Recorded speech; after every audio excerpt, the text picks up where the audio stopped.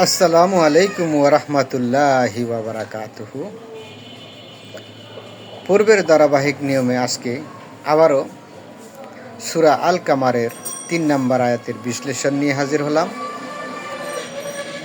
পড়ুন, শুনুন, বুঝুন এবং দুনিয়া ও আখেরাতের কল্যাণ হাসিল করুন।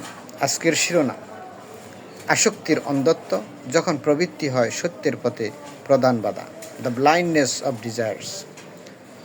প্রিয় দর্শক ও শ্রোতামণ্ডলী, ওহী নাজিলের পথ পরিক্রমায় আমরা আজ জানব কেন কাফিররা এত স্পষ্ট অলৌকিক নিদর্শন দেখার পরও সত্য গ্রহণ করতে পারেনি।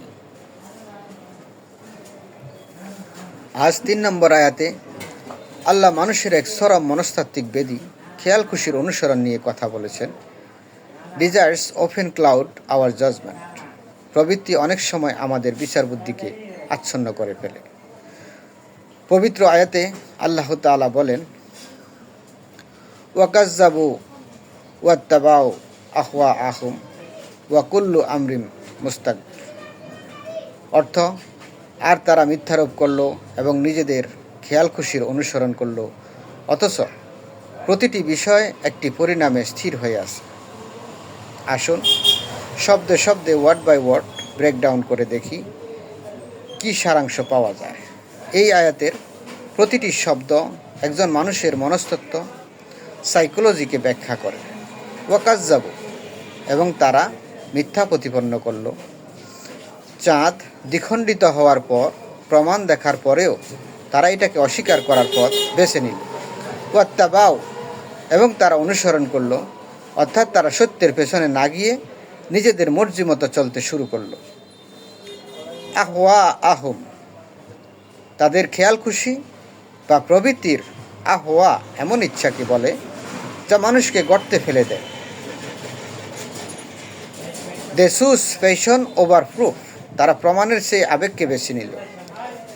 ওয়া কুল্লু আমরিন, আর প্রতিটি বিষয় বা কাজ মুস্তাকবিরুন, স্থির বা সুনিশ্চিত, অর্থাৎ প্রতিটি কাজের একটি নির্দিষ্ট ফলাফল বা পরিণাম, রেজাল্ট আছে যা একদিন অবশ্যই সামনে আসবে। Every action has an inevitable consequence, প্রতিটি কাজের একটি অনিবার্য পরিণাম থাকে। কেন আল্লাহ খেয়াল খুশির কথা বললেন? The divine wisdom. আল্লাহ কেন তাদের অস্বীকারের পেছনে প্রবৃত্তি বা আহওয়াকে দায়ী করলেন? কারণ মানুষ যখন সত্য বুঝতে পারে কিন্তু মানলে তার ক্ষমতা, ভোগবিলাস বা স্বার্থে আঘাত লাগে, তখন সে সত্যকে অস্বীকার করে। কাফিররা জানতো নবীজি সাল্লাল্লাহু আলাইহি সাল্লাম সত্য বলছেন, কিন্তু মানলে তাদের মক্কার রাজত্ব ও পাপাচারে বাধা আসবে। Arrogance is the mask of closed mind. অহংকার হলো একটি সংকীর্ণ মনের মুখোশ।